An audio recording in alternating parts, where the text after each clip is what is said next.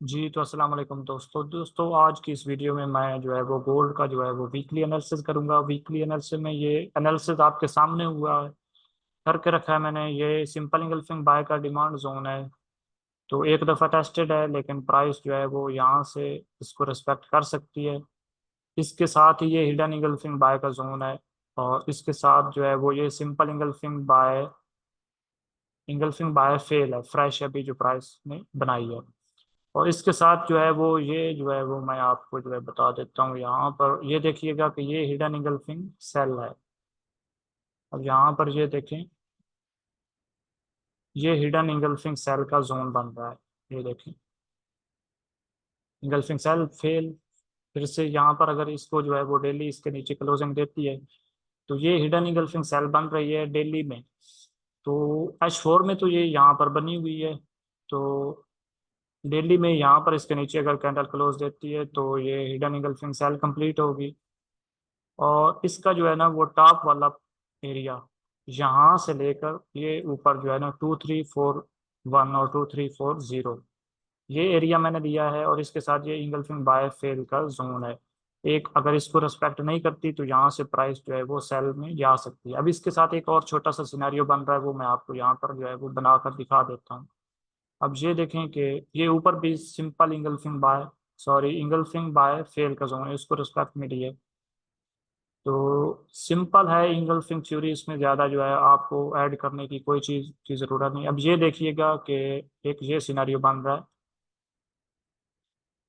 Price जो है वो, इसका जो है वो राइट शोल्डर है, और ये जो है इसका हेड है। यहाँ से जो है वो प्राइस ने इस यहाँ पर मूवमेंट दिया, तो अब यहाँ से प्राइस यहाँ से लेफ्ट शोल्डर यहाँ पर बनाकर यहाँ तक इसको रिट्रेसमेंट करके ये सिम हिडन इंगल्फिंग सेल को जो है वो कंप्लीट कर सकती है। और यहाँ से इस तरह जो है वो प्राइस मूवमेंट दे सकती है, और 2280 वाला एरिया जो है वो यहाँ पर इसको टेस्ट कर सकती है। तो एक ये सिनारियो बन रहा है यहाँ पर।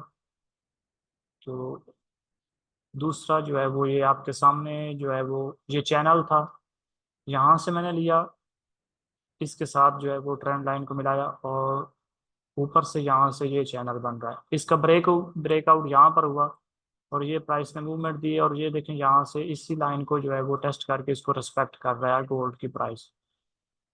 तो ये की लेवल है 2325, तो इसको रेस्पेक्ट कर सकती है, इसको नहीं करती तो यहाँ से सेल की अपॉर्चुनिटी फाइंड की जा सकती है, यहाँ से सेल की अपॉर्चुनिटी फाइंड कर सकती हैं। और अगर प्राइस इसको जो है वो रिस्पेक्ट नहीं करती, ये ट्रेंड लाइन को ब्रेक कर देती है, ये नीचे वाली लाइन को, तो ये हिडन इंगल्फिंग सेल का जो जोन है, इसके अब जब तक प्राइस नीचे क्लोजिंग नहीं देती तो यहाँ से बाइंग अपॉर्चुनिटी फाइंड कर सकती हैं। क्योंकि ये वाली जो ट्रेंड लाइन आ रही है, इसको प्राइस ने ये यहाँ से ब्रेक किया था, एक दफा सपोर्ट बनाकर प्राइस ने बाय में मूव दी, और ये दूसरी दफा यहाँ से इसको रिस्पेक्ट दिया है। तो प्राइस जो है वो अगर इस ट्रेंड लाइन को अगर तो प्राइस इसको रिस्पेक्ट करती रहती है तो फिर बाय में जा सकती है।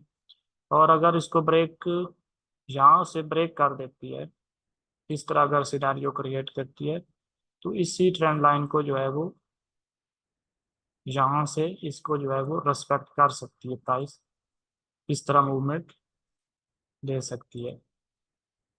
तो इसको मैं यहाँ से इस तरह जो है वो इस ट्रेंड लाइन को चैनल की जो है वो सपोर्ट बनाया है, तो यहाँ से प्राइस इस तरह मूवमेंट कर सकती है। तो ये था आज का एक छोटा सा जो है वो वीकली एनालिसिस। तो इसके लास्ट पर मैं सिर्फ एक ही बात मैं करना चाहता हूँ कि देखो प्राइस जो है वो इन्फ्लेशन डेटा को लेकर, और जो है वो इंटरेस्ट रेट की कटिंग कब से स्टार्ट होगी, कंप्लीट इसी पर मूवमेंट देती है। बाकी वार वार है और इकोनॉमी रिलेटेड बहुत सी चीजें होती हैं, लेकिन मेजर जो इस वक्त जो गोल्ड की प्राइस को इफेक्ट कर रही है वो चीज, वो सेंट्रल बैंक की बाइंग, और जो है वो दूसरा इन्फ्लेशन का डेटा, अमेरिका में महंगाई की रफ्तार कम हो रही है या ज्यादा हो रही है, तो इसी को जो है वो प्राइस जो है वो मूवमेंट कर रही है। इस चीज को समझें, न्यूज आर्टिकल रीड करें, वहां पर अगर आपको कोई समझ नहीं आती तो मुझे मैसेज करें, मैं आपको बताऊंगा कि ये क्या बात की जा रही है, क्योंकि कुछ लोगों को नहीं समझ लगती कि वहां पर क्या बात की जाए।